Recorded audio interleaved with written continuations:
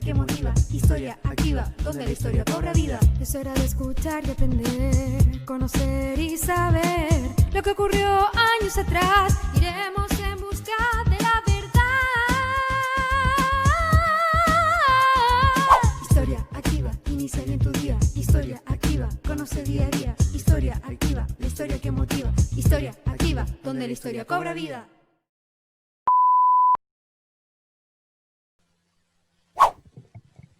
Bien, estimados alumnos, apoderados, público en general de nuestro querido Colegio Inglés Católico de La Serena, hoy día nos encontramos en un nuevo programa de Activando la Historia. Es nuestro último programa de Activando la Historia, pero no nuestro último programa del proyecto Historia Activa, porque vamos a pasar a Activando la Cultura con próximos programas bastante interesantes, así que en octubre estará a la espera de estos programas. Hoy miércoles, la verdad que tenemos el agrado de un invitado muy especial para cerrar estos capítulos, ¿cierto? Que ya lo voy a presentar. Nos acompaña también Miguel Ángel Roser, profesor de Filosofía, Rodolfo Carrasco, profesor de Historia en nuestro colegio, y además haciendo un recuento, ¿verdad?, de nuestros invitados que hemos tenido acá en nuestro programa. Ha pasado Joel Avilés, Francisco Spebou, Fran Vicencio, que son historiadores locales, han aportado, ¿cierto?, nuestros programas. El profesor Jorge Pinto, ¿cierto? Pedro Canales, Cristóbal García Huidobro, Guillermo Parvex, Joaquín Barañao, Sergio González, Joaquín Franmandoá, Rafael Sagredo, Armando Cartes, Julio Pinto, Ana María Stuben, Verónica Valdivia, Eduardo Cavieres, Manuel Antonio Carretón, María Cecilia Morán, Alejandro San Francisco, Francisco Vidal, y programas especiales con también algunos historiadores, y cerrando ya con estos programas con el profesor José Bengoa Cabello, quien nos acompaña hoy día en nuestro capítulo 20 de Activando la Historia. Licenciado en Filosofía y en posgrado en Antropología y en Ciencias Sociales, es uno de los reconocidos especialistas latinoamericanos en la materia indígena, ha sido profesor invitado en diversas universidades de alto prestigio en América Latina, en Estados Unidos y en Europa. Ha sido durante 20 años experto independiente de Naciones Unidas también y miembro de la Subcomisión de Promoción y Protección de los Derechos Humanos de las Naciones Unidas desde el año 94. Ha sido también el presidente del Grupo de Trabajo de las Minorías de la ONU hasta el año 2006. Participó activamente en la Conferencia Mundial de los Derechos Humanos en Viena, Austria, y además ha realizado misiones en África, ¿cierto?, América Latina y Asia. El presidente Patricio Aylwin, ¿cierto?, lo nombró director de la Comisión Especial de los Pueblos Indígenas, encargada de elaborar la nueva ley de indígena en Chile en 1993. Una serie de artículos y libros de mucha relevancia para nuestro país. Entre ellos se encuentran principalmente Historia del pueblo mapuche, la emergencia indígena en América Latina, Historia de los antiguos mapuches del sur, el Tratado de Quilín, Historia de un conflicto, los mapuches y el Estado Nacional, entre muchos otros que podemos destacar del profesor, ¿cierto?, como un aporte para nuestro país y también para hablar, ¿cierto?, del tema indígena en América Latina y en Chile. Profesor, bienvenido a nuestro capítulo 20. Muchas gracias por su presencia, ¿cierto?, virtual en nuestro programa. Bueno, muchas gracias por la invitación que me hacen ustedes y bueno, y muchas gracias por tantas loas que me ha hecho, ¿ya? Y que me hace sentir un poco viejo nomás al contar tanta historia, tantos años, tantos... Bueno, pero está bien, hay que asumirlo, hay que asumirlo. Se lo merece, profesor, usted tiene una larga trayectoria que yo la vengo siguiendo desde que soy estudiante de historia, así que agradecido también por sus publicaciones, lo mismo que yo me imagino el profesor Rodolfo Carrasco, que también somos ambos profesores de historia, así que indudablemente hemos leído de usted bastante. Profesor, vamos a comenzar con una pregunta en general, vamos a hablar primero de América Latina. La pregunta es la siguiente, ¿cómo se han dado las relaciones entre los estados y los movimientos indígenas en América Latina en general, como un concepto global, profesor? A ver, la primera cosa es decir que mal, ¿no es cierto? Eso es, ¿ya? Pero, pero vamos a matizar un poco esa respuesta a su pregunta. Como ustedes saben, los que nos están escuchando, los estudiantes, la cuestión indígena en América Latina, podríamos decir que tiene varios periodos. Vamos a hacer un poco de historia en eso. Un primer periodo es lo que se conoce normalmente como la conquista. La llegada de los españoles. Vamos a dejar Brasil al lado para no enredarnos demasiado, ¿no? La llegada de los españoles, ¿no es cierto? Hernán Cortés a México, Pizarro al Perú, y vamos a tener, ¿no es cierto?, un periodo bastante violento. Un periodo que es violento por las guerras, porque esta hueste indiana, como le dicen algunos, ¿no es cierto?, porque era un grupo muy intrépido, hay que decir. Era un grupo atrevido, ¿no?, que buscaban oro, buscaban riqueza, buscaban poder, buscaban prestigio. Realmente eran unos aventureros de pocas veces en la historia ha habido una cosa así, ¿no? Para que ustedes se ubiquen, ¿no es cierto? Venirse a América en ese tiempo es como hoy día ir a la Luna o a Marte o cosas de esa naturaleza, ¿no? Entonces, se demoraban meses en llegar en unas carabelas, ¿no?, que son unos barquitos que parecen una cáscara de nuez cuando uno los ve en algunas partes donde están las réplicas igualitos, ¿ya? Ahí en Barcelona, por ejemplo, hay uno que está en el puerto que es como un bote, ¿no es cierto? Es una cosa muy pequeñita. Entonces, y iban llenos de gente y además llevaban caballos encima. Bueno, una cosa bastante loca, ¿no?, hay que decir. Bueno, estos señores llegaron con ese ímpetu. Uno podría decir, ¿de dónde lo sacaron? Bueno, es que España venía guerreando con los moros años, ¿no? ¿Ah? Con los moros eran los musulmanes, ¿no?, que se habían tomado prácticamente en un momento casi toda la península, estuvo en manos de ellos, no toda, pero la mitad, ¿ya? Y se fueron corriendo. Fue una guerra que le llaman la Reconquista, ¿no? La guerra de Reconquista, bueno, una guerra muy dura, ¿no es cierto? Y coincide el momento en que toman Granada, ¿no?, el famoso, llegan a Granada, y siguen para América. Es increíble, ¿no? Es una historia muy... Bueno, y llegan a México.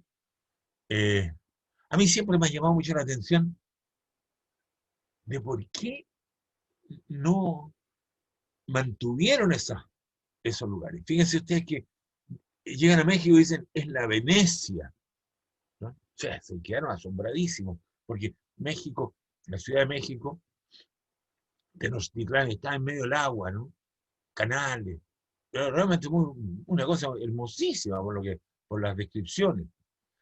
Unos mercados llenos de comidas, de cosas maravillosas, de artesanía, etc. Bueno, y después llegan a Panamá, después llegan al Perú, ¿no es cierto? Ahí viene Pizarro, con Almagro, con todo ese grupo que ustedes han tenido que leer, ¿ah?, en sus estudios de historia, ¿no? Entonces, y lo mismo, yo siempre pienso que en el caso de México se espantaron con los sacrificios humanos. Y podría haber una pequeña explicación allí, ¿no? Pero en el caso del Perú no. Ahí no habían sacrificios humanos, por lo menos visibles no habían, ¿no es cierto? Entonces, bueno, y ahí vino la cosa del oro. Toman en un día terrible en la plaza de Cajamarca, ¿no es cierto? Me imagino que eso lo han estudiado en algún momento, ¿no es cierto? ¿Ah? Toman preso al Inca, que venía en anda, ¿no? Una anda preciosa, venía con música, etc. ¿Ya? Y lo toman preso, y lo tienen preso un buen tiempo, ¿no? ¿Ya? Lo tienen preso un buen tiempo. Era tan inteligente este Inca, ¿ya?, que aprende a jugar ajedrez, ¿ya?, y jugaba ajedrez con los españoles, imagínense, ¿ya? O sea, no era una persona muy salvaje, como podría alguien pensar. Bueno, y un buen día, ¿no es cierto?, lo matan, le dan garrote, ¿ya? Le cortan la cabeza, lo decapitan, ¿ya? Por eso que mi profesor Darcy Ribeiro, ¿no es cierto?, maestro brasilero, decía, sociedades decapitadas, ¿no? Decía, por la sociedad indígena, porque le habían cortado la cabeza al Inca, ¿no es cierto?, y a Moctezuma, y etcétera. O sea, bueno, fue un periodo muy, muy maldito, ¿ya? Eh, Además de eso, ¿no es cierto?, en ese momento se van a contagiar los indígenas con las pestes que traían los españoles en estos días de peste, ¿no es cierto?, de pandemia. Es bueno recordar que la gran peste que hubo en América fue en ese momento. Yo publiqué hace poquito un trabajo que le puse un título eh, que me gustó y le gustó, ¿no? Los virus cabalgan más rápido que los caballos. Así le puse. ¿Y saben por qué? ¿Ya? Son cosas curiosas, pero interesantes, ya que, ¿ya? Eh, porque cuando llegan a Panamá, los españoles, empiezan a preparar el viaje hacia el Perú, ¿cierto? Eso ya se lo han contado seguramente en los libros de historia. Entonces, pero se ha estudiado últimamente que uno de los incas, porque había dos incas en ese momento, estaban peleados, uno se llamaba Huáscar, ¿ya? Se va a morir antes que lleguen los españoles. Y se muere de una peste. ¿Qué es lo que pasó? Que unos le fueron trasladando al otro, imagínense, de Panamá al Perú, ¿ya? Y se fueron trasladando los virus, ¿ya?, de tifus, de viruela sobre todo, ¿no? La viruela era pegajosa, decían. Bueno, y antes que llegaran los españoles ya habían llegado los virus. Mira qué cosa más brutal, ¿ya? Qué cosa más brutal. Eso ya no es la culpa porque no lo sabían, ¿no es cierto? No necesariamente sabían que eso iba a ocurrir. Bueno, la población cayó enormemente, murieron miles, ¿no? Las cifras son espeluznantes. Y ahí entonces se produce, digamos, un momento que cambia un poco la conquista tan violenta, y viene un periodo, digamos, de una cierta, eh, de una cierta tranquilidad, por decirlo de una manera, eh, que se llama la colonia en general, ¿no es cierto?, en que a los indígenas se los trata re mal, pero, por ejemplo, otra cosa que publiqué hace poquito era sobre las minas de Potosí, ¿ya? Las minas de plata. Oh, la cantidad de gente que murió ahí, pero hay una frase que le dice un virrey al rey de España, le dice, lo que se exporta a España no es plata, es sangre de indio. Qué brutal, ¿eh? Brutal. O sea, bueno, fue un periodo muy, muy, muy complicado, para que vamos, muy, muy difícil. Los indígenas, en la gran mayoría de América, quedaron sometidos a la peor categoría, ¿ya? Eh, Se establecieron una política que se llamó de castas, ¿ya? De castas, es decir, donde estaban los españoles, peninsulares, después venían los nacidos en América, que eran los criollos, después los mestizos, ¿ya?, los negros y los indios al final de la escala social, ¿ya? Bien complicado, ¿no? Bien complicada la cosa.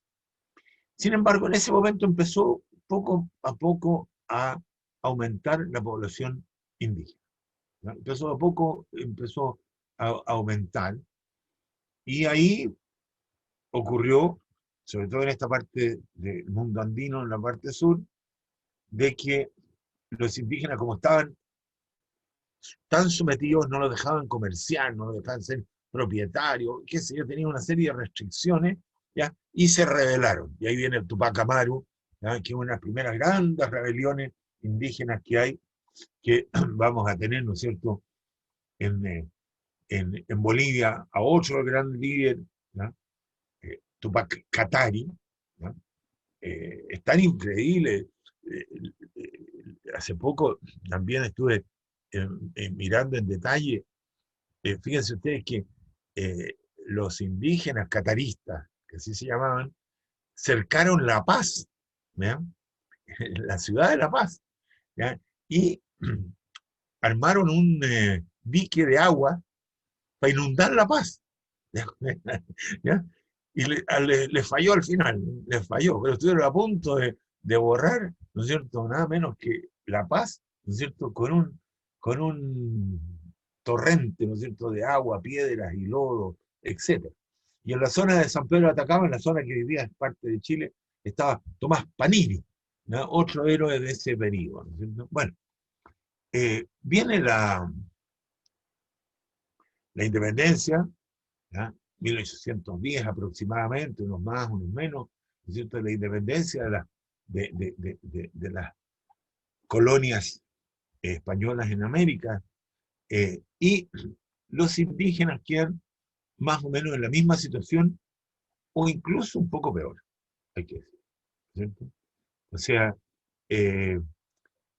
ahí se produce, ¿no es cierto?, bueno, hay diferencias, porque nosotros vamos a tener algunos lugares donde no hubo conquista, o la conquista no funcionó y fracasó. El caso Mapuche, ¿no es cierto? El caso Mapuche, llegaron hasta el Biobío, ¿ya? Y para allá la cosa se puso complicada para los españoles, ¿no es cierto? El señor Pedro Valdivia, ¿ah?, cruzó hacia el sur, y en Tucapel, cerca de la ciudad de que hoy es Cañete, ¿ya?, la pasó bastante mal, ¿ya? Perdió la batalla, fue juzgado y luego muerto, ¿no? Y posteriormente, como 50 años después, otro gobernador que se llama Oñez de Loyola, ¿ya?, y que era casado con una mujer indígena, miren qué cosa más extraña, ¿no es cierto?, con una mujer indígena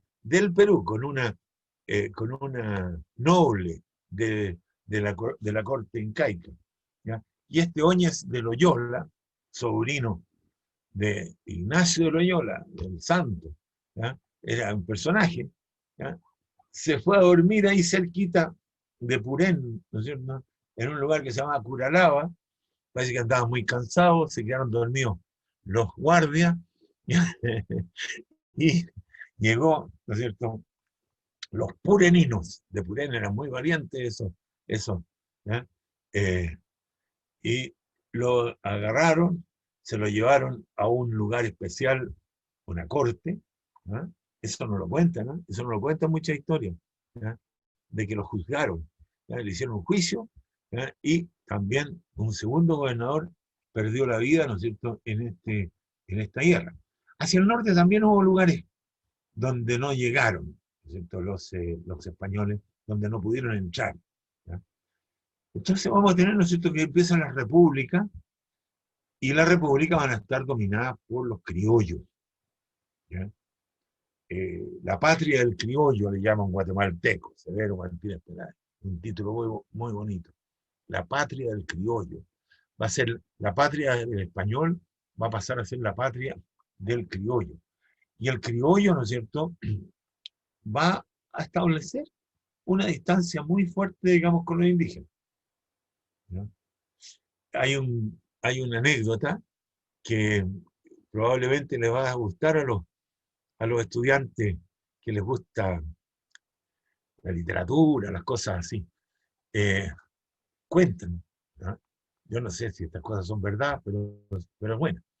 Cuentan que iban a caballo Simón Bolívar y el mariscal Sucre, ¿no? Iban subiendo de Perú a Bolivia, se llamaba el Alto Perú en ese tiempo.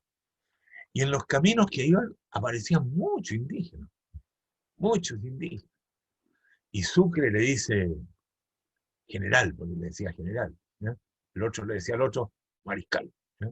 General, mariscal. General, eh, por Dios que hay indios por aquí. ¿No tiene temor usted?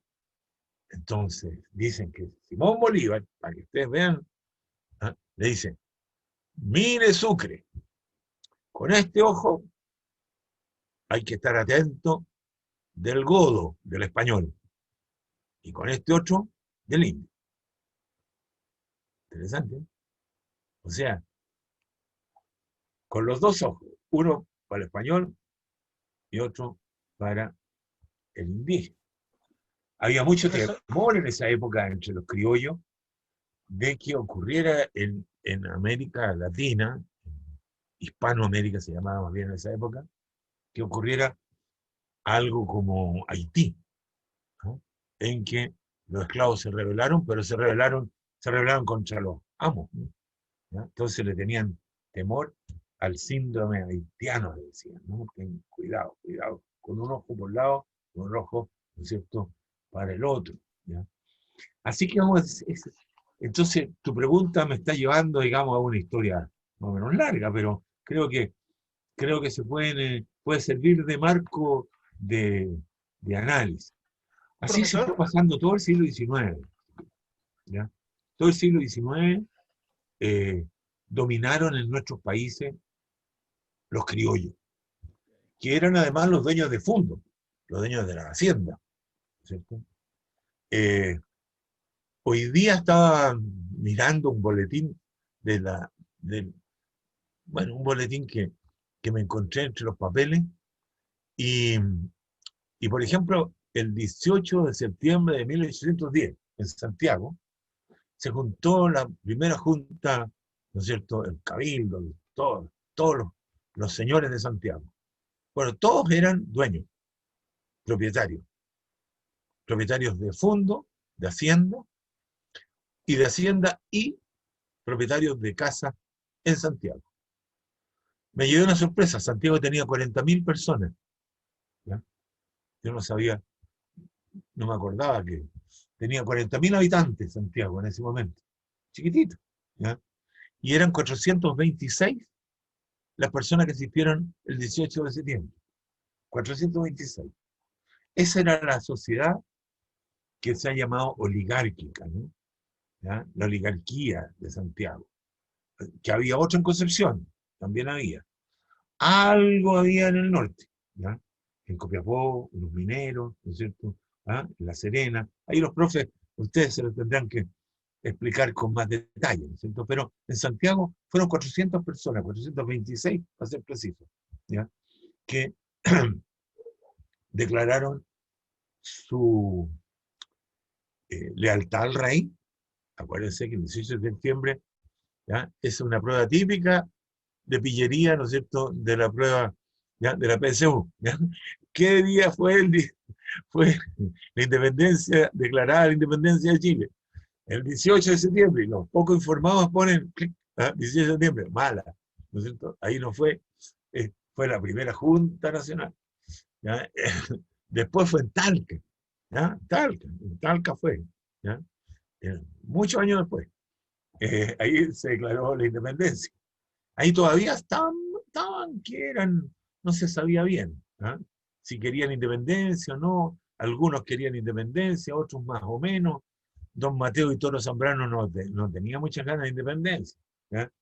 Querían salvar que el rey, ¿no es cierto?, no lo pasaron por encima de los franceses, Napoleón, ¿eh? Entonces, bueno, ¿qué pasó con los indígenas en ese momento? Fíjense, es curioso, ¿eh? Lo de Chile es muy curioso, pero en muchas partes de América pasó eso. Se fueron de parte del rey, ¿ya? En muchas partes de América. ¿Por qué? Por lo que le estaba diciendo, porque la primera parte de la conquista fue muy dura, pero después como que se tranquilizó un poco. En Chile, en el sur, llegaron los parlamentos. Entonces, en los parlamentos llegaban a acuerdos con los españoles. Y por lo tanto, fue un momento en que crecieron, mejoraron las condiciones de vida muchas veces de los indígenas, ¿ya?, en ese momento. Los mapuches del sur hacían grandes negocios, etc.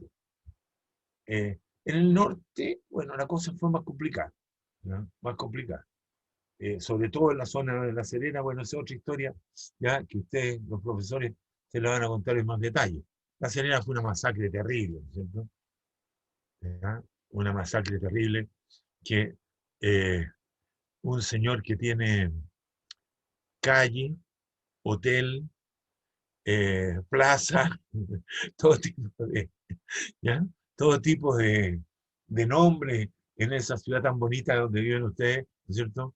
¿Ya? Ese señor creo que no se merece tanto, ¿no es cierto? Se merecería por lo menos, no sé, un, un restaurante español, ¿ya? Pero no tanto nombre, ¿no? ¿Ya? O sea, yo escribí una cosa que no le cayó muy bien a mucha gente, a mucha gente, pero un día hicimos un viaje con mi estudiante al Museo de La Serena, que es tan bonito, que es tan maravilloso, ¿no es cierto? Donde se ven esos cántaros maravillosos de aguita, toda esa, es realmente fantástico, ¿no es cierto? Y termina y no se sabe qué pasó con todas esas personas, con la gente que hacía todas esas maravillas, ¿ya? Entonces yo le decía, mira, la respuesta está saliendo a la calle, ¿ya? Sale a la calle, ¿no es cierto? Mire, busque un poco, va a encontrar Avenida, ¿ya?, Francisco de Aguirre, y ahí ustedes van a saber, ¿ya?, qué es lo que pasó en ese momento. Así que vamos a, vamos a tener, ¿no es cierto?, un periodo, digamos, en que los indígenas en muchas partes de América van a pelear contra la independencia, contra los independentistas. En el sur de Chile, ¿no es cierto?, va a ser una cosa que le llamó Vicuña Maquena la guerra a muerte, ¿ya? Y va a ser una guerra bien dura que van a dar un grupo de españoles arrancando de las batallas de Maipú, ¿ya?, con los mapuches, ¿ya? Bueno, ese va a ser el siglo XIX, un siglo muy malo para los indígenas, realmente muy malo. Es el siglo quizás peor, no podría decir, en que la miseria, la, la dominación, bueno, muy, muy poco feliz, ¿no es cierto?, ese periodo. Va a ser muy castigado, ¿ya? Eh, por ahí le llamamos el tiempo de los gamonales, del gamonanismo, de los dueños de hacienda. El Estado en ese momento tenía muy poco poder en el campo. Entonces los dueños de hacienda, los señores de la hacienda, eran gran señor y rajadiablo, como dijo, ¿no? Eh, un escritor chileno, ¿cierto? Profesor, Eh, profesor, sí, ahí Miguel Ángel me hace una seña que tiene una pregunta, parece, para ir muy complementando. bien, pues, muy bien. Profesor, una consulta. ¿Por qué, digamos, culturas así como las incas, las aztecas, qué sé yo, no fueron capaces de contener a los españoles como sí lo hizo el pueblo mapuche? Digamos, en un tiempo, digamos, de defensa de esta guerra de Arauco, etcétera, que pelearon tanto tiempo mapuches contra españoles, ¿por qué? O sea, al parecer, Claro. siendo que eran imperios más poderosos, más avanzados, cayeron tan rápido frente a las huestes españolas, y no así los mapuches, por ejemplo. Bueno, la explicación la han dado varios, ¿no? Álvaro Jara, por ejemplo, un gran historiador y premio nacional, la dio en su momento y yo comparto plenamente. En el caso mexicano y en el caso eh, inca, peruano, era una estructura estatal, ¿no es cierto?, una estructura en que estaba el Inca, la corte, el Cusco, los, los guerreros, el ejército. O sea, estaba muy organizado, ¿no? Era era un imperio muy organizado. Entonces, de eso se dio cuenta Francisco Pizarro. Y se dio cuenta que agarrando la cabeza, ¿no?, destruía al conjunto del imperio. Eso estaba dentro de la lógica europea, ¿me entienden? O sea, en Europa, piensen ustedes en el ajedrez, ¿no es cierto? Por algo inventaron el ajedrez, ¿no? O sea, matar al rey, ¿ya?, se acaba la guerra. Entonces, no es por casualidad que en Cajamarca agarran al Inca, o Montezuma, ¿no es cierto? Es una discusión enorme si lo mataron ellos, o fue un piedrazo, bueno, pero finalmente lo mataron, ¿no es cierto? Entonces, muerto el rey, como que se derrumbó el resto del imperio. En el caso mapuche, ¿no es cierto?, y esa es la tesis de Jara y de una tesis que yo comparto plenamente, no había cabeza. ¿Ah? Había muchas cabezas, muchos loncos. Lonco es cabeza, ¿no es cierto? Había muchos loncos. Entonces, vendrán 100 caupolicanes, ¿ah? O sea, matamos a uno, pero surgen, ¿no es cierto?, otros. Y así fue. Y así sí. Es el grito, hasta el día de hoy, el grito marichihuevo, ¿no es cierto? El grito, ya, 10 van a salir, ¿no es cierto? O sea, si matan a uno, toman el mando otro, ¿ya?, otro día. Entonces es mucho más difícil, ¿no? Es como la famosa mito de la hidra, ¿no es cierto?, que le corta una cabeza y surgen otras. Surgen por todos lados, ¿ya? Entonces, no lo pudieron hacer tan fácil. No lo pudieron hacer tan fácil, ¿ya? Y por otro lado, ¿no es cierto?, era una población bastante grande, una población muy autónoma, cada uno estaba en su lado, etc. Entonces, no lo pudieron hacer.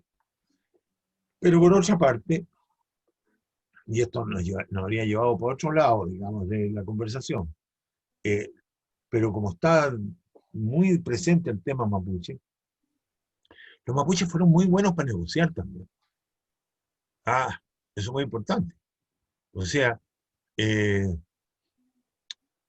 cuando estaban en un momento muy difícil, que podrían haber perdido en ese momento, salió un grupo de jefes, de loncos, caciques también se le dice, pero loncos, ¿ya? Y llegaron a un pacto, ¿ya? Hicieron un tratado con los españoles, el famoso Tratado de Quilín. Entonces, fueron también hábiles diplomáticos, ¿no? Combinaron permanentemente la guerra con la diplomacia, ¿no? Esa sería la explicación, profesor, ¿ya? Es una explicación que no es mía, ¿no? Es una explicación corriente y común, y que yo creo que es bastante verdadera, tiene harto sentido, ¿ya? Bueno. ¿El profesor Rodolfo, a lo mejor tiene una pregunta sí. también? No, más que una pregunta, sí, también tengo una pregunta para el profesor, pero para complementar la respuesta, que también se podría agregar la superioridad técnica del español frente al indígena, y también las diferentes formas que tenían de hacer la guerra, porque el español era más de ataque directo, ataque a distancia, mientras que el indígena, el azteca, por ejemplo, o el inca, eran mucho más ceremoniosos, generalmente practicaban una ceremonia previa al combate, y también era honorable enfrentarse al otro cuerpo a cuerpo, no como lo hacía el español, por ejemplo, disparando a distancia y provocando la muerte del indígena, que también podría ser agregado como una de las causas de por qué estos imperios cayeron de manera tan rápida frente a un grupo reducido de españoles que llegaron a este continente. Claro. No, por supuesto. Por ejemplo, fíjate, Rodolfo, que los cañones, ¿ya? ¿Cuál va a ser el elemento principal en Cajamarca? Entra el Inca con toda su corte, ¿cierto?, con todo su ejército, etc., lleno de música, de plumas, de una cosa maravillosa, como lo cuentan ahí los que estuvieron, Cieza de León, etcétera, los españoles que estuvieron, cuentan maravillados ahí. Y sale el cura, ¿no es cierto?, Valverde, ¿no? Y el Inca lo queda mirando, y en un acto así, el cura le dice: porque nuestro Dios murió. Y el Inca, que era un hombre muy culto, como ya lo estoy diciendo, le dice: ay, qué pena, ¿eh? qué pena que haya muerto su Dios. Y pone la mano, el dedo al sol, y dice, el nuestro está ahí. Es una cosa bastante tierna, ¿no es cierto? Y de comprensión de lógica difíciles, difíciles. Bueno, en ese momento Valverde dice, hereje, ¿no es cierto? Lo cual era, bueno, no era una herejía, ¿no? O sea, era una persona que trata de entender que si el otro le dice que se había muerto su Dios, bueno, ¿qué otra cosa tenía que decirle? Que pucha, que lo sentía mucho, ¿no es cierto? Bueno, en ese momento dan orden de disparar unos cañones chicos, culebrinas, ¿no es cierto? Unos cañones. Y mandan unos cañonazos. Bueno, y la gente se enloquece, ¿no? Salen arrancando, ¿no? O sea, era un equivalente a una bomba atómica hoy día, ¿ya? Hay que entender, ¿ya? Entonces, lo que tú dices es muy cierto, digamos, o sea, son reglas lógicas, por una parte, religiosas, por otro lado, de guerra, por otro lado, que no tenían, ¿no es cierto?, ¿no? Los aceros filudos, por ejemplo, la espada toledana de los españoles, bueno, era un arma de guerra que no se conocía acá, aquí eran hachas de cobre, ¿no es cierto?, mucho más rústicas en ese sentido, muy hermosas, ¿ya? Pero que no eran tan filudas como para matar de una, cortar las cabezas, etcétera, etcétera. Entonces, ahí el caballo, eso también es muy conocido, ¿no es cierto?, esos caballos artillados que usaban los españoles, porque eran caballos protegidos, ¿no es cierto?, con corazas, etcétera. Entonces, bueno, por cierto que hay una serie de cuestiones ahí, ¿ya? Pero efectivamente en el sur de Chile no se pudieron meter, ¿ya? Y cuando se metieron no les fue extremadamente bien, ¿ya? Miguel Ángel, Pero para saltarnos al siglo XX sería bueno, ¿no es cierto? Pero Sebastián, usted quiere decir algo, sí, que ahí Miguel Ángel tenía una pregunta antes de pasar al siglo XX, antes ¿ya? de seguir avanzando Eh, en esta conversación. Profe, antes saltando al siglo XX, la relación, por ejemplo, Inca-Mapuche en el periodo previo a la llegada de los españoles, ¿cómo se manifestó? Porque, bueno, los incas con su imperio ellos venían avanzando y anexando territorio, por ejemplo, atacameños, diaguita, etcétera, y ya sea al sur hasta Santiago sería, o no, un poquito más allá. ¿Hubo Claro, relaciones Inca-Mapuche, negociaciones o mucho. directamente batalla? O sea, el, el Inca, Pachacuti creo, ¿no? ¿Ya? Avanza, digamos, y se instala en Quillota, ¿no? Quillota va a ser el centro quechua incásico, ¿ya? ¿Por qué? Porque está cerca de los lavaderos de oro de Marga Marga, que producían mucho oro, porque era un valle, como hasta el día de hoy todo el mundo sabe, ¿no es cierto? La Cruz, Quillota, Limache, son lugares muy fértiles, ¿no? Extraordinariamente fértiles, y ahí, ¿no es cierto?, se le va a llamar Chile. Los incas van a decir, ¿no es cierto?, el Valle de Chille, de Chile. Y cuando decían Chile, decían ahí esa zona, Aconcagua, ¿ya? En la zona de Quillota, ¿ya? Rico el lugar, ¿no es cierto?, que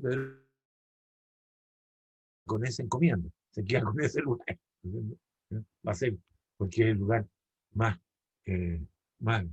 Y van a traer, ¿no es cierto?, los incas a colonias de agricultores que se van a llamar mitimaes, ¿ya? Y los van a instalar, ¿no es cierto?, en el Valle de Santiago, ¿ya? Los van a instalar en Calera de Tango, ¿ya? Los van a instalar como una especie así de frontera humana, ¿ya? Muy inteligente, ¿no? ¿Ya? Y luego van a tener una frontera de fuerte, Pucaraes, ¿no es cierto? Y luego van a tener una zona como vacía, ¿no? Es lo que dice mi amigo Rubén Estever, que es el que más ha estudiado esto, ¿no? Entonces vamos a tener Pucará de Chena, a las afueras de San Bernardo, como el fuerte principal. Pero sí vamos a tener, ¿no es cierto?, presencia inca en todo lo que es hasta el Maule. De hecho, el Inca Garcilaso, el que es un escritor mestizo español, ¿ya? Incaico, va a decir que se llegó al Maule. Ahora, hay trazas de que llegaron al Biobío también. ¿Se fijan? Hay algunas, hay algunos que afirman efectivamente que llegaron a Hualqui y a algunos lugares del Biobío, cercano al río Biobío. Pero probablemente esos eran grupos que iban y volvían, no era asentamiento estable. Ahora, tu pregunta es muy importante porque efectivamente los mapuches fueron muy rápidos, se defendieron, por supuesto, no lo dejaron pasar. Del Biobío no lo pudieron pasar, ¿ya? Eso está claro. Del Maule, poco, ¿ya? Pero se apropiaron de casi todas las cosas que traían, de los productos agrícolas, ¿ya? De, por ejemplo, los números en mapuche, ¿ya? Tienen nombres quechua, Huarranca, Huarranca, ¿ah? ¿No es cierto? Etcétera. Son nombres, ¿ya? Son nombres quechua, o sea, aprendieron la numeración, etcétera. O sea, el mundo mapuche, la sociedad mapuche, era como una esponja, ¿no? Muy rápido, ¿no es cierto?, se apropió de la cultura y de todas las cosas de la religión también, de cosas de la religión, toda la religión de los cerros, ¿no es cierto?, de que los ancestros, las almas, viven arriba de los volcanes, que es muy andino eso, ¿no es cierto? ¿Ya? Es muy del mundo andino, ¿ya? El volcán Villarrica, para los estudiantes, para que sepan, ¿no? Se le decía Ruca Pillán. Pillán es alma, por decirlo así, así lo tradujeron los españoles. Entonces, la casa de las almas. ¿Ya? Yo le puse, para, como Isabel Allende, ¿no es cierto?, la casa de los espíritus. ¿Ya? La casa de los espíritus, el volcán Villarrica. ¿Ya? Y cuando, como ahora está echando humo en erupción, en estos días salió en la televisión, entonces, ¿ya? Decían los viejos, ¿no? Eso yo se lo escuché a alguna persona de edad, ¿ya? Decían, están armando fiesta, ¿ya? Las almas, los pillanes, ¿no es cierto?, los antepasados, están en la ruca armando fiesta y tienen un buen asado, por eso está saliendo humo. Bonito, ¿eh? ¿Ah? Profesor, Poético, ¿no es cierto? Rodolfo. ¿Ah? sí, profesor, antes de pasar al siglo XX, durante el siglo XIX Chile se dio la tarea de conformar, ¿cierto?, esta naciente república. Expandió territorialmente, se expandió hacia el norte, ¿cierto? Lo hizo hacia el sur también, ocupando la Araucanía. ¿Cuáles fueron las motivaciones del Estado para expandirse hacia la zona, ¿cierto?, que está ocupada por las comunidades mapuche durante el siglo XIX? Sabemos que hay un tema político de por medio, consolidar la soberanía, pero ¿qué otras motivaciones existieron durante este periodo? Buen punto, dediquémosle unos minutos, ¿ya? Porque es un punto, digamos, que para los jóvenes, para los estudiantes, es importante que lo conozcan bien. Efectivamente, como dice el profesor Rodolfo, el siglo XIX, el Estado chileno se va a consolidar en la zona central de Chile, ¿no es cierto? Y va a mantener la frontera del Biobío que tenían los españoles con los llamados araucanos, hoy día llamados mapuche, ¿ya?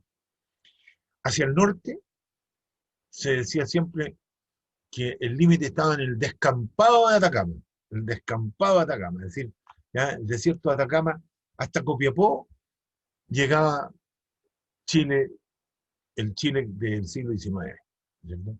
La Serena, por cierto, ¿ya? Todos los valles transversales, por cierto, que eran, ¿ya?, históricamente, y fueron las minas de Valle, ¿no es cierto?, etcétera. Bueno, todo eso lo sabemos bien, son la zona minera tradicional de Chile. Pero la zona central, como que en un momento le empezó a quedar chica a la población que ahí vivía. desde 1820, 30, que se organiza bien la zona central, sobre todo en el gobierno de Bulnes, ¿ya? Que se hacen caminos, ¿ya? Se hacen puentes, es decir, se comunica, ¿ya? Toda la zona que va entre Chillán, ¿no es cierto?, Talca, Santiago, San Felipe, Cabildo, La Serena, Copiapó, ¿no es cierto? Esa va a ser, ¿ya? Y Valparaíso, por supuesto, ¿ya? Con los puertos al lado. Entonces vamos a tener, ¿no es cierto?, un momento en que ese país va a ser un país bastante como armadito, ¿no? Eh, las, en el campo dominaban las haciendas, los grandes fondos. Y esos grandes fondos eran los representantes, los dueños de esos fondos eran los que hacían justicia. Casi todas las casas de hacienda tenían calabozo, ¿no es cierto? Tenían guardia, etc. Como decía, una vez conversábamos con el Mando de Ramón, que es gran historiador, amigo, que en paz descanse. Chile en esa época era más chico que Uruguay. Cuesta pillarla, ¿no es cierto? Era un país chiquitito, ¿ya? Era un país chiquitito porque tenía, ¿no es cierto? Siempre estaba la idea que existíamos hasta Magallanes, ¿ya? Como dijo O'Higgins, las últimas palabras, ¿ya? Dicen que dijo Magallanes, ¿ya? Bueno, ¿ya? Son anécdotas de la historia, pero la verdad que en términos concretos, Chile llegaba hasta el Biobío. Bueno, ahí empieza, ¿no es cierto?, un periodo que es muy enredado para los estudiantes de historia, que es la expansión de Chile central, del Chile del Valle Central, para ser preciso, donde había un estado, el estado del Chile del Valle Central. Hay que ser preciso. Y hay una expansión hacia el sur, hacia el norte y hacia el Pacífico. Y la Pascua. O sea, se expande como que explota para todas partes. ¿Cierto? ¿Cuáles son los motivos? Yo creo que hay motivos de población, motivos de tipo ideológico, muy importante, de tipo cultural ideológico, de una cierta sensación de superioridad, de sentirse occidentales, descendientes de los españoles, europeos, y mirar un poquito en menos, si no en mucho en menos, ¿ya? Cada uno lo podrá decir, ¿ya? En su casa cuando esté mirando esto, ¿no es cierto? A los indígenas del sur, a los indígenas del norte, a los de la Isla de Pascua. Es decir, fue un tiempo muy maldito que se quedó pegado a la piel de los chilenos, en que los chilenos se sintieron, como alguien decía, los ingleses de América. ¿Cierto? Se sintieron, ¿ah?, que éramos distintos a los americanos. ¿Ya? Bien, es un tema muy importante esa razón, Rodolfo. Hay una razón económica, sin duda. ¿Ya? En ese momento, en Inglaterra empieza la revolución industrial, ¿no es cierto? Fundamentalmente en Inglaterra, pero también, y empieza el comercio, la necesidad del comercio del trigo. ¿No? Muy importante el trigo. Entonces, muchos autores, entre ellos Vicuña Maquena, dicen, esas tierras del sur están botadas, ocupémoslas. Ya. Bueno, esto es una larga historia, ¿no es cierto? Empieza con una traída de alemanes a Valdivia. ¿Ya? Eso más o menos por mitad del siglo XIX. ¿Y por qué? Porque en Europa están expulsando gente. ¿Ya? Es decir, en Europa, en ese momento hay una revolución industrial, hay una transformación muy grande de las sociedades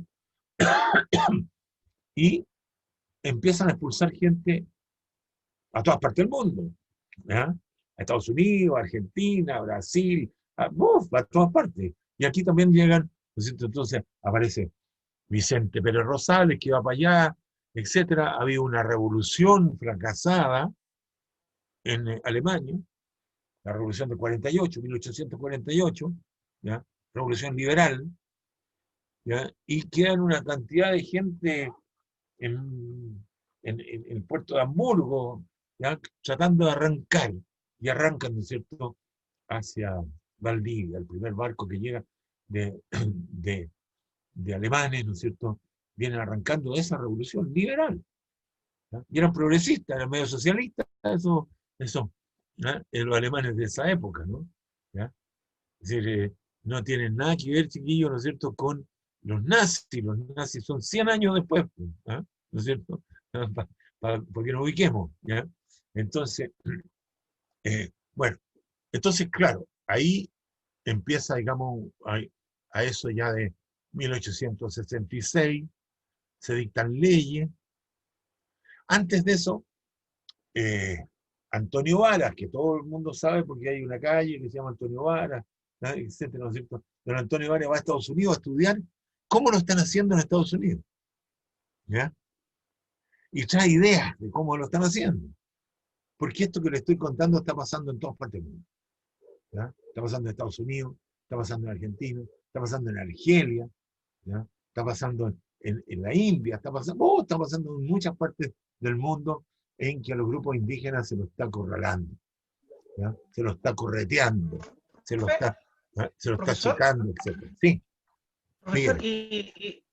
disculpe, y este choque, digamos, entre europeos, digamos, que colonos que vienen en el siglo XIX, que llegando a Valdivia, el encuentro con el pueblo mapuche y los pueblos originarios. Claro, lo que pasa es que el grupo que llega a Valdivia se encuentra en una tierra donde habían limpiado, por decir así, estoy usando una palabra que, ¿no es cierto?, que hoy día está muy de moda, ¿no es cierto?, limpieza étnica, ¿no? ¿Ya? ¿Ya? Habían limpiado de la zona de Osorno cuando habían refundado Osorno al final de la colonia, ¿ya? Y ahí se había hecho un pacto que se llama el Pacto de las Canoas. Entonces, por eso que se le ocurrió Valdivia a Pérez Rosales, pensando que eran terrenos vacíos, ¿ya? Y no solo no estaban vacíos, sino que estaban con dueños de campo, dueños de fondo también, ¿ya? Entonces ahí tuvieron bastantes problemas donde alojar a los colonos. Es una larga historia, ¿no es cierto? Una larga historia. Pero en ese momento eh, los alemanes que llegaron a Valdivia principalmente venían con familias. Un detalle muy importante. Los primeros españoles que llegaron venían solos. Ah, pucha, que distinto. Distinto que sea, ¿no es cierto?, un grupo que viene con familia, ¿ya?, a un grupo que viene. Entonces, venían con la idea de tener un pequeño campito, un campo relativamente que lo trabajaban ellos con su familia, ¿no es cierto? O sea, fue una idea un poquito distinta, la idea de Valdivia, ¿no es cierto? La idea de Valdivia, y sobre todo la idea de Yanquihue, toda la zona del lago Yanquihue, etc. ¿Ya? Hay una profesora que es la directora del Museo de Ancud, que tradujo un escrito de un pintor alemán que se reveló cuando llegó a Chile, y supo que esos terrenos tenían indígenas, ¿ya? Porque era gente más bien progresista, ¿no? ¿Ya? Entonces, este venía con Filippi, que es muy conocido como nombre, ¿no es cierto? ¿Ya? Y se fue con él. Mira la desgracia que le tocó a este pintor, ¿ya?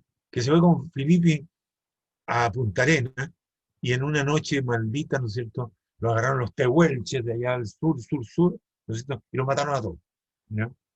Es una historia, de esas historias complicadas, ¿no es cierto?, de nuestra compleja historia, ¿ya?, a la cual animo a los muchachos a que se entusiasmen y busquen cosas así que sean, no tanta la historia de los presidentes, que media latera, ¿no es cierto?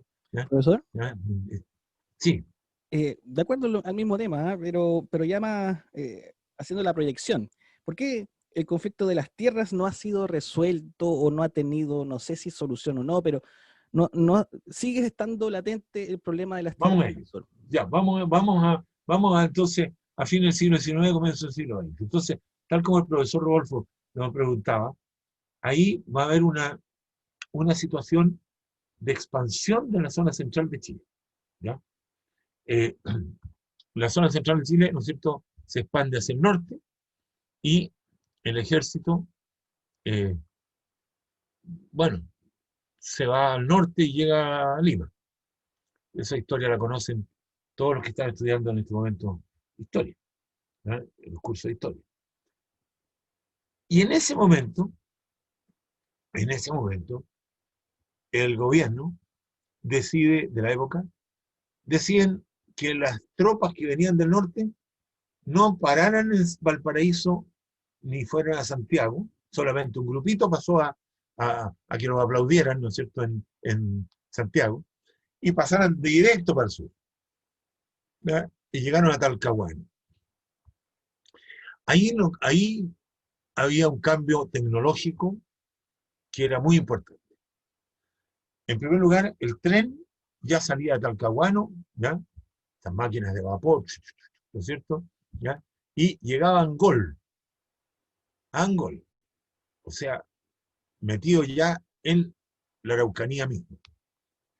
Eh, Luego tenían líneas de telégrafo, ¿ya? Con el sistema que había en esa época, que era titit, titit, titit, ¿ah? De Morse, ¿no es cierto? ¿Ya? Pero que permitía, digamos, que se supiera lo que pasaba en Santiago, sabían lo que pasaba en la Araucanía casi en forma inmediata, ¿no es cierto? Y luego, ¿no es cierto?, algo que revolucionó la Guerra del Sur, ¿ya? Que fue el fusil de repetición. El famoso Winchester que ustedes han visto en las películas de cowboy, ¿no es cierto? Ese que hacía, y que tira mucho balazo. Y luego una ametralladora, etcétera. O sea, cañones, ya, era otra cosa. Y llegaron entonces con un ejército enorme, los mandaba el ministro del Interior de la época, don Manuel Recabarren, ¿ya? Y partieron de Angol y fundaron fuertes, ¿no es cierto? Distintos fuertes, un fuerte se llamó Victoria, por la victoria de Miraflores, ¿ya? Otros se llamó, y así se fueron llamando, Aníbal Pinto se llamó otro, y finalmente llegaron a Temuco, ¿ya? Años después llegaron a Villarrica, que había sido destruido 250 años antes, ¿no es cierto? Estaban los árboles grandes ya, donde estaba Villarrica, ¿no es cierto? Bueno, entonces en ese momento dan el vamos a que vengan los colonos. Y empiezan a llegar colonos suizos, los primeros que llegan, ¿ya? Llegan colonos suizos a Talcahuano, y de ahí, ¿no es cierto?, a Angol, y de Angol, ¿no es cierto?, los van colocando en terreno, van rematando terreno, van haciendo, y se establece, ¿no es cierto?, un sistema que es el que nos pena hasta el día de hoy. Ahí estaba su pregunta, Sebastián, ¿no es cierto?, que a los indígenas se los achica en sus tierras, por eso se llaman reducciones, se los reduce a un pequeño pedazo de tierra, ¿ya? Se llama también radicación, donde se los radica, se los establece, ¿ya? En un pequeño pedazo de tierra. Y se le entrega por eso un título de merced. ¿Qué significa título de merced? Un título gratuito, ¿ya? Bueno, no era para menos, pues eran los dueños de todo, ¿no es cierto? Entonces, le entregan un título por ese pedazo de tierra. Se entregan como 3.000 de esos títulos. Y todo el resto de la tierra se remata, ¿ya? Sale a remate para los colonos que vienen, y empiezan a llegar colonias de italianos, de españoles, de holandeses que venían arrancando, fíjense, los caminos, ¿no? Los caminos del Señor, como diría la Violeta Parra, ¿no es cierto? Vienen arrancando de Sudáfrica, de la guerra de los Boers, ¿ya? Y de ahí, ¿no es cierto?, llegan al sur de Chile, a la zona de Gorbea, ¿ya? Ahí en Gorbea todavía se ven algunas construcciones que parecen holandesas, alemanes. Muchos de los que se dicen alemanes son suizos alemanes. Hay suizos franceses, suizos alemanes, hay franceses también. Bueno, una mezcla muy grande de gente de distintas partes de Europa que van a llegar a colonizar la Araucanía. Entonces vamos a tener una colonización, para que se entienda bien, en Valdivia, Puerto Montt, Yanquihue, que va a ser más o menos por el 1850 aproximadamente, ¿no es cierto? A partir de 1850, ¿ya? Las fechas ustedes las tienen que buscar, ¿ya?, en Google, ¿ya? Pero a partir, para que se ubiquen, ¿no es cierto?, a mitad del siglo. Y luego, a fin del siglo, 1885, por ahí aproximadamente, ¿no es cierto?, llegan los que van a venir a la Araucanía, a la zona, digamos, de Temuco, a toda esa zona. ¿Qué ocurre ahí? Esto termina, todo este proceso de reducciones, el año 27. ¿Ya? El año 1927, esto es muy reciente, en tema de historia, ¿no? ¿Ya? No es la historia del Inca, que estamos hablando hace 500 años, ¿no es cierto? De 400 y tantos años. Estamos hablando de hace 100, ¿no es cierto? De ahora, y ni tanto, ni tanto. Y entonces ahí empieza una segunda fase que es muy complicada. Leía el otro día, a propósito de una conversación de este mismo tipo, que cuando sube el Frente Popular en 1938, ¿ya? 1938, un tercio de esas tierras que el Estado le había entregado a los indígenas habían sido usurpadas, robadas. ¿Cuál es la razón? Bueno, la razón es que ahí operó la ley del más fuerte, ¿no es cierto? Operó la ley del más fuerte, es decir, el hacendado, el colono, etcétera, se corrió para el lado, le quitó un pedazo. Hay una historia increíble ahí, ¿ya? O sea, en estos días de que hay movilizaciones indígenas, etcétera, si ustedes leen, han salido una cantidad enorme de historias de que a mi abuelo, dice uno por ahí, ¿no es cierto?, contaba el otro día, con mucho detalle, a mi abuelo lo invitaron a un almuerzo, lo emborracharon, ¿no es cierto? Y después, ¿no es cierto?, le hicieron firmar unos papeles, ¿no? Y luego estaban las notarías y los conservadores de bienes raíces. Y eso, ¿qué es lo que hacían los conservadores de bienes raíces? Le ponían la firma a todo eso, ¿no es cierto? Hay un autor muy famoso, los profesores todos lo conocen, que escribe un libro que se llama Sinceridad, ¿ya? Muy lindo título. Y él dice que estaba en una pensión en el sur, ¿ya?, que tenía una pared de tabla y que se escuchaba la pieza del lado, y que en la pieza del lado había un notario con una máquina de escribir, y que estaba haciendo papeles, todo el día haciendo papeles, ¿ya?, haciendo papeles de títulos de propiedad, ¿no es cierto?, falsos, por cierto, ¿no? Entonces, aquí hubo un proceso muy feo, ¿no es cierto?, muy feo.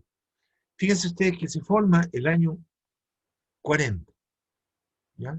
Se forma una comisión de tierras, así se llama, el año 1940, en pleno Frente Popular, una comisión de tierras, en la cual participaban diversas personas y un representante mapuche muy importante, que se llama Andrés Chihuahua, tío directo del actual Premio Nacional de Literatura, el poeta Elicura Chihuahua, ¿ya?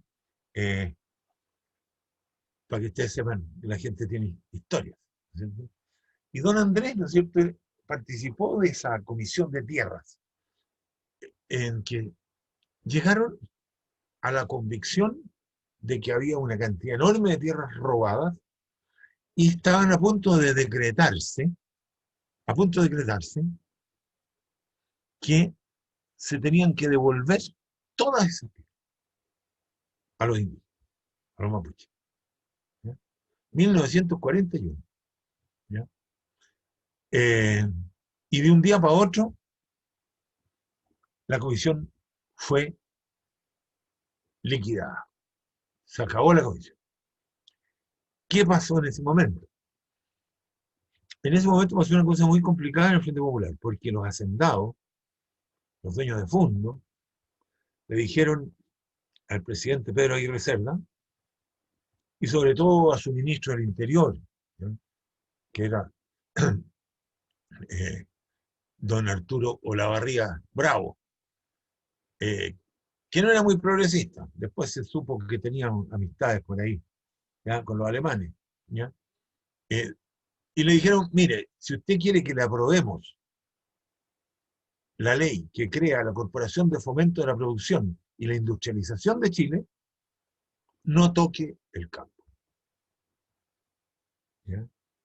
Y en base a un decreto del Ministerio del Interior, ¿ya?, el decreto 31, se suspendió la sindicalización campesina en ese momento y se suspendió la comisión de tierras. Mira cómo son las cosas, ¿no? La tosudez, ¿ya?, de los empresarios agrícolas, los hacendados, más bien, no empresarios, no es la palabra correcta, ¿no es cierto?, decir empresario. Bueno, eso significó que durante 30 años, estamos hablando de 41, 51, 61, 71, 30 años, esa situación de dominio sobre esas tierras no se tocara.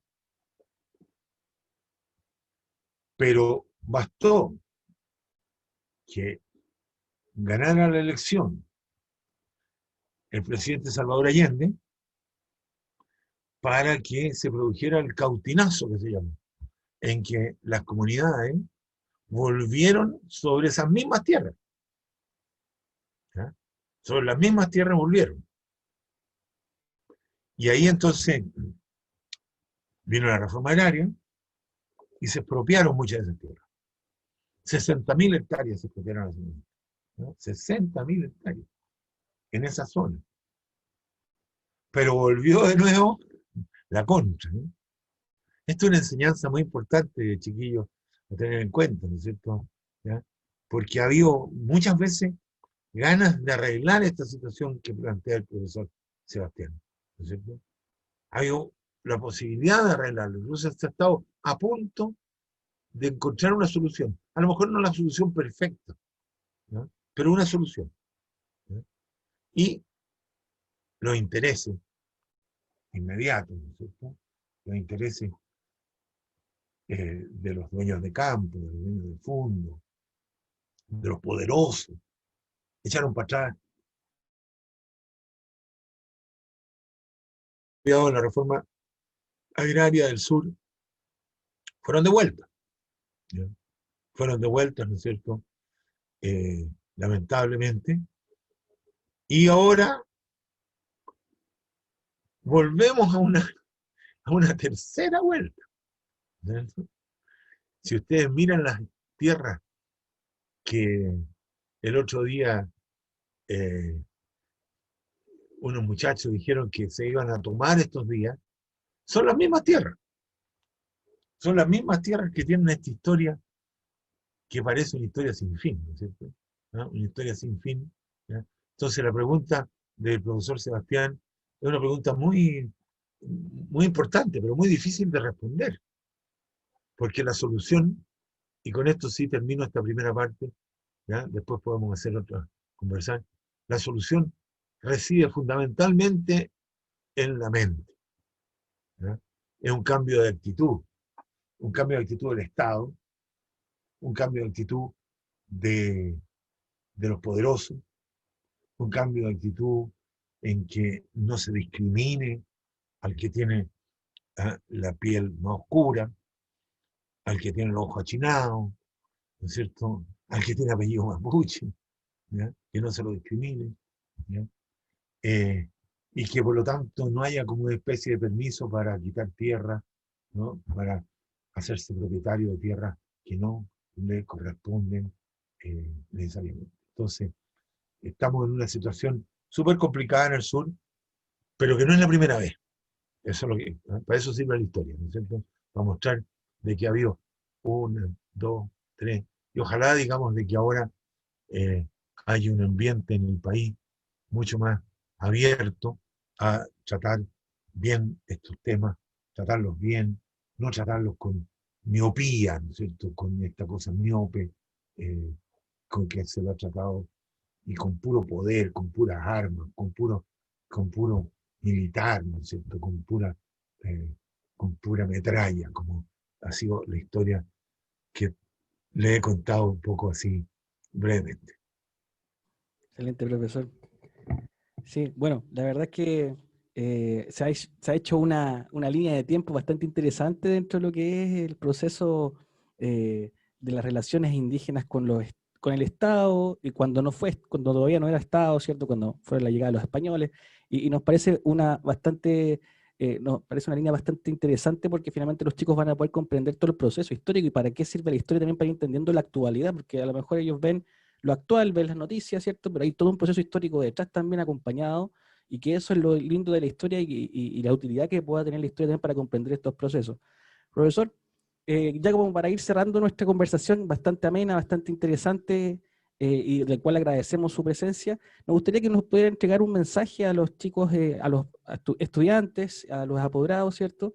Que cómo motivar también a los alumnos a la investigación, al estudio de la historia, porque nosotros en el proyecto Historia Activa tratamos de hacer eso, de motivar a los chicos para interesarse por la historia, para que le encuentren utilidad, ¿cierto? Para que les guste la investigación, los temas que a ellos les interesen, profundizar. Entonces, un mensaje para los estudiantes, principalmente, profesor, de nuestro querido colegio inglés. Muy bien, pues realmente los que han, especialmente para los que han aguantado todo este rato, para los estudiantes, y si hay apoderados también, ¿ya? Me alegro mucho. Hay mucho material sobre esto, ¿no es cierto? Hay mucho material. Creo que yo voy a hacerle propaganda a un libro que me... Déjame ver dónde está. Lo voy a sacar porque... Sí, no se preocupe, profesor, lo esperamos.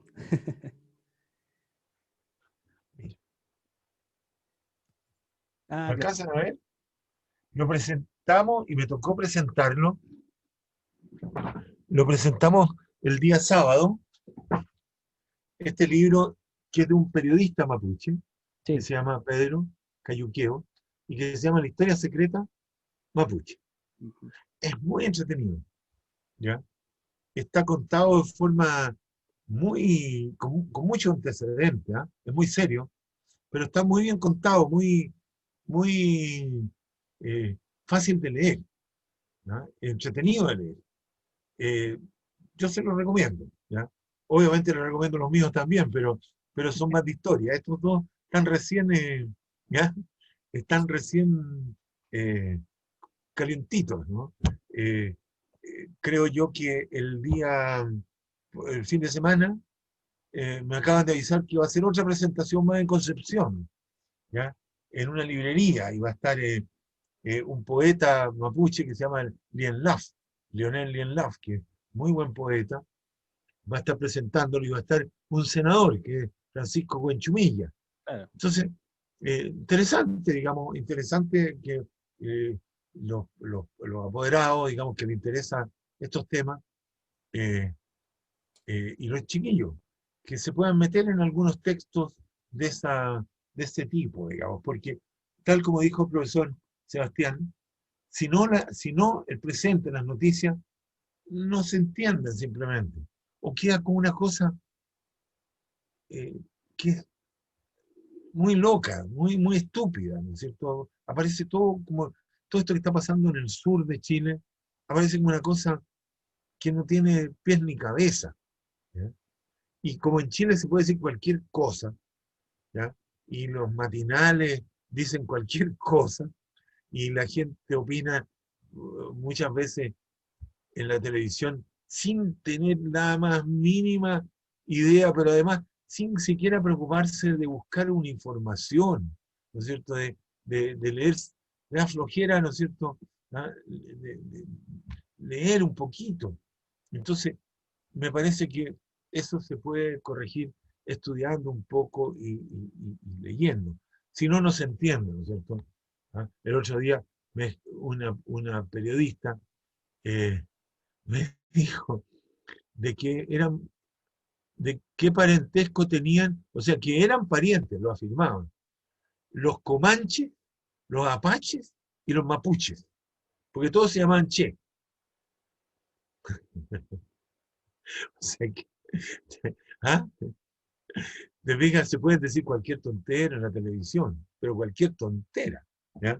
O sea, después otro salió diciendo de que, eh, de que los mapuches habían llegado por el estrecho de Bering, ¿ya? Bueno, se anduvo equivocando como en 30.000 años, ¿no es cierto? Entonces, esas cosas dan un poco rabia en este país, ¿no es cierto? Que eh, hay una, hay una, ¿ya?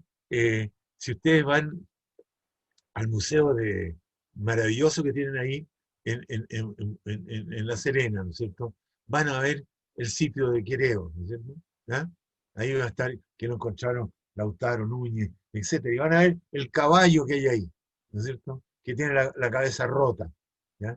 Que un piedrazo que le pegaron, ¿no es cierto? A un EQUS de 11.000, 12.000 años. 12.000 años. Por cierto que esos caballos se acabaron después, pues, ¿ya? Entonces, decir que andaban a caballo hace 12.000 años. Bueno, hay mucha ignorancia, ¿no es cierto? Hay mucha ignorancia y como nadie tiene mucho poder para decirle, cállate, como le dijo el rey de España, ¿no es cierto? ¿Por qué no te callas? ¿No es cierto? ¿Por qué no te callas? ¿No es cierto? Hay siempre gente que dice mucha tontera sobre estas materias, ¿no es cierto? La prensa es muy complicada cuando analiza estos temas que tienen que ver con racismo, que tienen que ver con violencia, que tienen que ver con todas estas cosas. Yo cada vez que escucho alguna cosa del sur de Chile, ¿ah? Pongo luces, prendo las luces, amarilla, roja, ¿no es cierto? Digo, a ver, ¿será verdad? ¿No será verdad? ¿Qué pasará? ¿Quién será? ¿Quién habrá quemado esto? ¿Ya? O sea, el otro día me llegó la noticia de que tomaron preso y metieron a la cárcel a 2 personas, camioneros, que habían quemado sus propios camiones. Ay, la semana pasada. No salió en ningún noticiero. En ningún noticiero. Entonces, hay que ser muy cuidadoso, ¿no es cierto? Muy cuidadoso con la información en noticias. Y por eso les recomiendo que se metan un poco en eso. Tengan cuidado con el Google, porque en el Google hay de todo, ¿ya? Hay mucha mentira, pero métanse en eso porque la historia, vista desde este punto de vista, es muy entretenida, ¿no? Es muy entretenida. En cambio, la historia, si ustedes pero los profesores aquí no le están enseñando cuál fue el ministerio, ¿ya? El tercer ministerio de don Aníbal Pinto. No, no le están preguntando tantas cosas de eso. Cada vez hacemos historia más social, más cultural, más de proceso, más de explicando el presente. Sobre todo, como dijo el profesor Sebastián, la historia sirve para explicar el presente. Muy bien, pues. Bien, profesor, agradecido por su mensaje también. Así que, porque la idea finalmente siempre hay que ir a la fuente, no captar todo al tiro de inmediato, ¿cierto? Lo que aparece en las redes sociales o en los canales de televisión, sino que finalmente hay historiadores, hay especialistas, hay sociólogos, hay filósofos que escriben sobre esto y finalmente son las bases para poder ir contraponiendo incluso las fuentes mismas, para generar sus propias conclusiones, tener pensamiento crítico, que es lo esencial y que es lo que hemos enfocado nosotros en nuestro programa Activando la Historia. Así que agradecer su presencia, profesor, con nosotros en este capítulo 20 de Activando la Historia, cerrando ya estas temporadas de 24 capítulos. Es capítulo 20, pero tuvimos 4 especiales también que hicimos entre medio de las semanas. Así que fue un trabajo bastante bonito con los profesores del Departamento de Historia, el profesor Rodolfo Carrasco, Miguel Ángel Rosell, Sergio Cordero, nuestro jefe de departamento, que no pudo estar hoy día con nosotros, pero siempre ha estado en los programas, Jimena Cortés, profesora de nuestro departamento, y Claudia León también.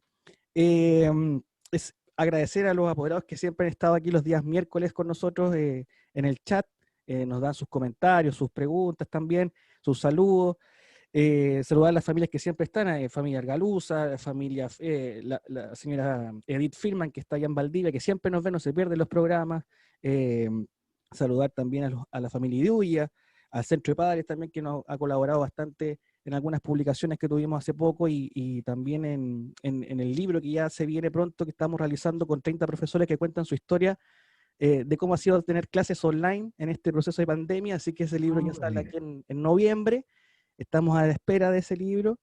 Está prologado por el profesor Jorge Pinto y por don Sergio González, por ambos nacionales. Qué bien, me alegro mucho. Y muchas gracias por la invitación. No, a usted, la próxima semana estoy en un colegio en Ovalle, así con el profesor Luna. Entonces, ya me parece muy bien. Esto es muy, muy interesante lo que ustedes hacen. Realmente los felicito mucho. Muchas muy gracias, bien, profesor. hasta luego. Hasta pronto. Hasta luego. Nos despedimos, chiquillos. Hasta luego, profesor. Muchas gracias por todo. Luego, Chao. muchas gracias.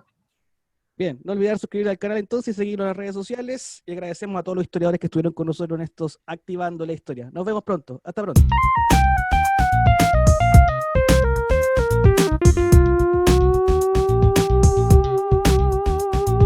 Historia activa, inicia bien tu día. Historia activa, conoce día a día. Historia activa, la historia que motiva. Historia activa, donde la historia cobra vida. Es hora de escuchar y aprender, conocer y saber lo que ocurrió años atrás.